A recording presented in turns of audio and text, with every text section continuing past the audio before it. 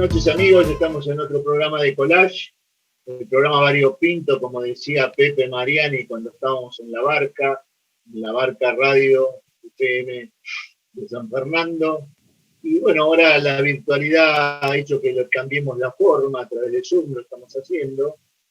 Hoy tenemos la presencia del doctor Rubén Tucci, que es el presidente del Consejo Superior del Colegio de Médicos de la provincia de Buenos Aires y presidente del Distrito Cuarto de la provincia de Buenos Aires, que sería la zona norte, abarcando los partidos de 3 de Febrero, San Martín, Vicente López, San Isidro, San Fernando y Tigre. Hola Rubén, ¿cómo estás?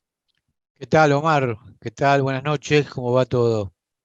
Bien, por suerte, bien, tratando de comunicar temas de salud, temas en general, porque este programa es un programa que habla de cultura, charlamos de cultura, de distintos aspectos sociales.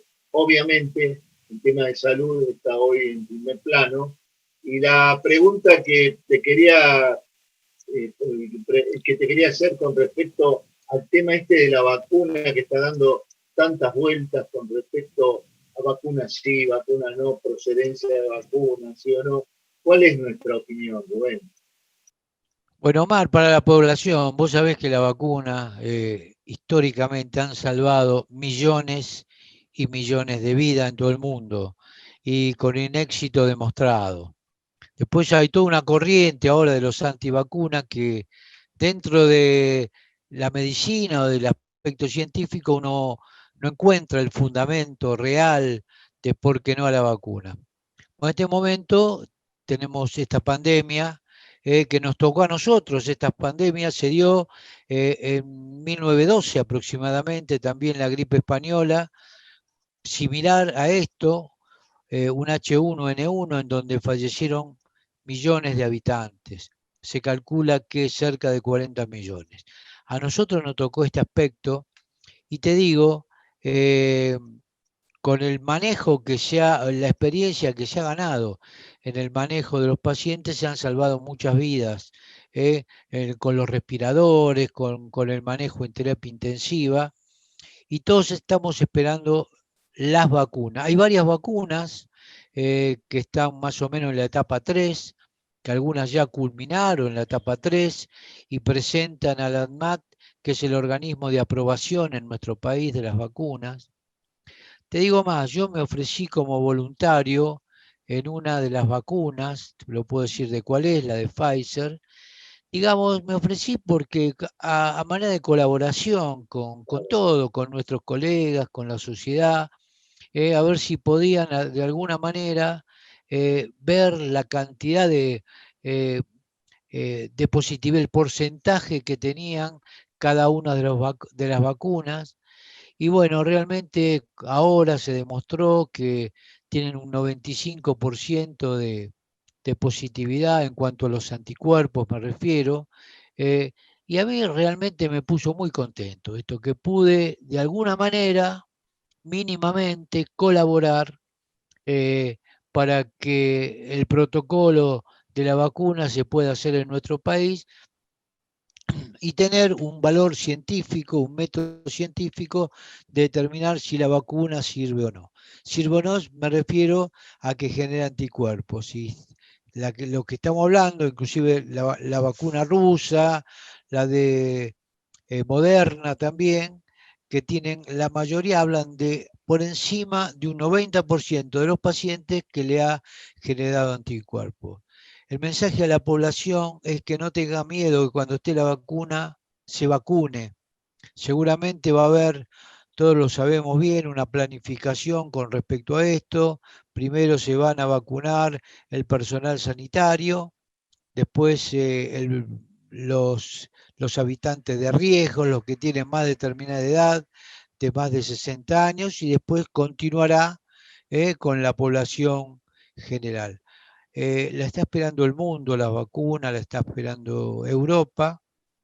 Vos fíjate lo que pasó en Europa, que tuvieron una primera ola de contagios y parecía que estaba controlado y le vino esta segunda ola con mayor número de contagiados de COVID, mucho más que antes.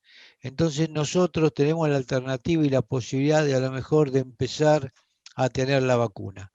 Que no le hagan caso a mensajes inescrupulosos, sin responsabilidad, sin ningún método científico que dicen que la vacuna no sirve. Hasta ahora, laboratorios de mucha seriedad de hace muchísimos años que están en el mercado, están diciendo que tienen más de un 90% de positividad que generan anticuerpos.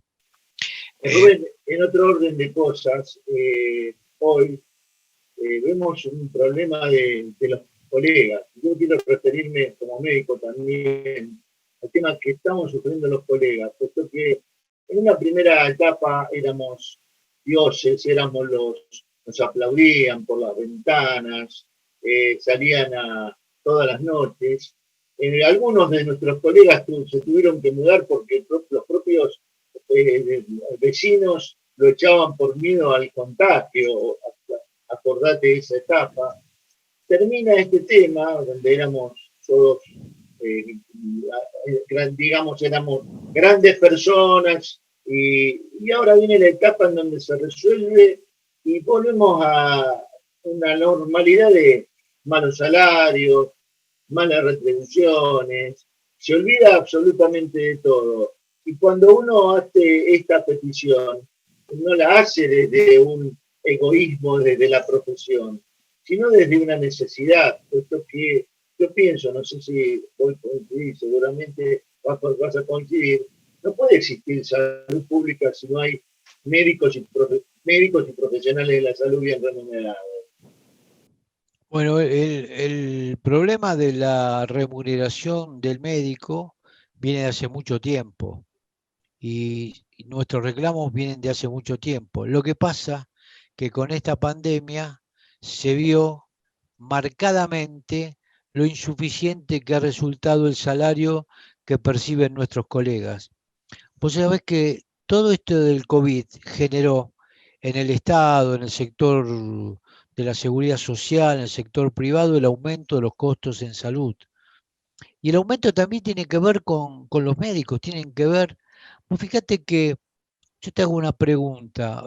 Nosotros hicimos, conjuntamente con una entidad gremial nuestra, ANRA, la canasta básica del médico. Nosotros somos trabajadores, no somos ni mejor ni peor que otros trabajadores. Lo que pasa es que tenemos un gasto en nuestra canasta que genera nuestra actividad, nuestra profesión. El gasto de la vestimenta, de la movilidad. Vos fíjate que si no hubiéramos tenido movilidad propia, la mayoría de los médicos no hubieran podido asistir a la atención de los pacientes. Eso no se dijo, pero hay que tenerlo en cuenta. Eso genera mucho gasto. La capacitación, todo lo que tiene el médico, la posibilidad de ir de un lugar a otro, que no poder volver a su casa y alimentarse afuera, tiene un costo. Y en este momento, todo eso que era insuficiente antes es más insuficiente ahora. Por eso nosotros pedimos una remuneración mínima como trabajadores que somos, como trabajadores médicos, que realmente estamos totalmente olvidados. Estamos totalmente olvidados en este sentido, los aplausos de la población bien intencionada y aquella población que muchos de ellos tienen miedo y le parece que el médico, estando en contacto con pacientes de COVID, son los que lo van a contagiar. Pero es al revés. La población en donde menos se va a contagiar es de un médico y donde menos se va a contagiar es en un sector público de salud. El médico sí, es mucho más factible que el médico se contagie de algún paciente porque por el ejercicio, por el empleo, la actividad que tiene que desarrollar de pacientes con COVID que a la inversa. Que el médico contagie de COVID a un paciente. Es Yo totalmente creo que diferente la cuestión. también, Rubén, es el momento de jerarquizar la atención primaria de la salud, porque hay un montón de aspectos. Porque nosotros estamos visualizando que hay como un desconocimiento realmente, porque independientemente de creo que nosotros estamos de acuerdo que han pasado planta a los residentes que terminaron la residencia. Esos residentes también, con un salario paupérrimo, no tienen capacidad de poder actualizarse, por eso nosotros desde el colegio le damos los cursos muy económicos para que lo hagan, y un montón de aspectos de su vida. Entonces, ¿cómo pretendemos generar profesionales de calidad si no tienen para llegar a fin de mes muchos de ellos? No, por supuesto. Es otra preocupación más. Yo digo, ganar dignamente como trabajadores que somos y los venimos planteando en todos nuestros ámbitos. Y hay otras cuestiones que tienen que ver, quizás a lo mejor es más específico, pero la gente lo tiene que entender este tema. Primero, que la profesión médica es una profesión de riesgo. Es una profesión de riesgo. Nos enfermamos mucho más que el resto de los trabajadores. A nuestra caja de previsión le dicen la caja de viudas o de viudos, ¿eh? Por el fallecimiento prematuro, la edad por debajo del promedio de nuestro país, que tiene el fallecimiento de los médicos por lo riesgoso, por lo complicado que es nuestro ejercicio profesional. Y segundo, nosotros queremos que se declare, no solamente para los médicos, sino para todos los trabajadores que contraen COVID, que se considere una enfermedad profesional. Esto es uno de las acciones que estamos desarrollando conjuntamente con otros trabajadores, y fundamentalmente a lo que vos decías al principio, la recuperación del salario de los médicos. No podemos estar con salarios por encima y por debajo, me refiero a los estándares que tienen que ganar un trabajador. Así que nosotros estamos en esta lucha y como esta es la propuesta que le hacemos al Estado. Yo creo que el Estado está en deuda con los trabajadores médicos y también los legisladores. Yo creo que todos tienen una deuda moral con nosotros. El médico siempre está al lado del paciente, en cualquier pandemia, en cualquier situación, a veces con falta de equipamiento, a veces con falta de insumos, digamos, de lo necesario, el equipamiento necesario para nuestra profesión, que supimos que al principio era de baja calidad y el médico estaba al lado del paciente, siempre lo está, en otras pandemias también lo está. Y yo creo que los legisladores tienen, digamos, vendría a ser una moralidad con respecto a nosotros. Nos tienen que ayudar fundamentalmente en esta pandemia. Nosotros en la Totalmente. provincia de Buenos Aires, lamentablemente, ya llegamos a los 50 médicos fallecidos. Ayer tuvimos el dato. Hay 62 colegas muy complicados en su salud y tenemos cerca de 5.000 contagiados, 5.000 contagiados en nuestro trabajo por COVID. Y fíjate vos que está cierto lo que decís, Rubén, todo el resto de los empleados públicos están en su casa o hacen una tarea restringida, obviamente no están en la profesión, pero uno le está poniendo la problemática 24 horas en una guardia o en un centro de atención primaria, con un desgaste que hubo muy importante, sin posibilidades muchas veces de derrotar. Y eso tampoco se tuvo en cuenta, puesto que pasada la situación, lo que va a ocurrir es que la gente va a llegar a un punto en que esta profesión tan noble y tan linda que tenemos va a buscar alternativas que no sé cuáles son, pero creo que el médico es indispensable en el equipo de salud, indudablemente. No busquemos alternativas de una teleconsulta, ni alternativas de otras características que no van a solucionar el problema, y después tengamos que dar vuelta para volver a recuperar ese tiempo que perdimos por no atender al profesional médico. Esto es lo que yo noto. Sí, no, este es tal cual como decís, Omar. Así que creo que esta pandemia nos ha puesto con referencia a la sociedad.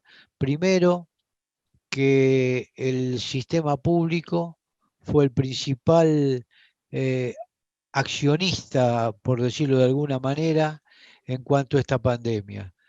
El sector privado, la mayoría de la seguridad social, no han dado respuesta. El que ha dado respuesta ha sido el Estado. No solamente en nuestro país, me refiero a en todo el mundo, que ha sido así. Entonces, cuidemos la salud pública, hay que mejorarla desde ya, pero tenemos una salud pública en nuestro país que fue orgullo de todo el mundo y creo que nuevamente tenemos que rescatarla para que vuelva a ser el sector público fundamentalmente el eje en la salud en la República Argentina. No descarto que el sector privado puede tener su rol importante en la seguridad social, pero esta pandemia ha dejado claro que la respuesta lo ha dado el Estado y como lo va a dar ahora con las vacunas.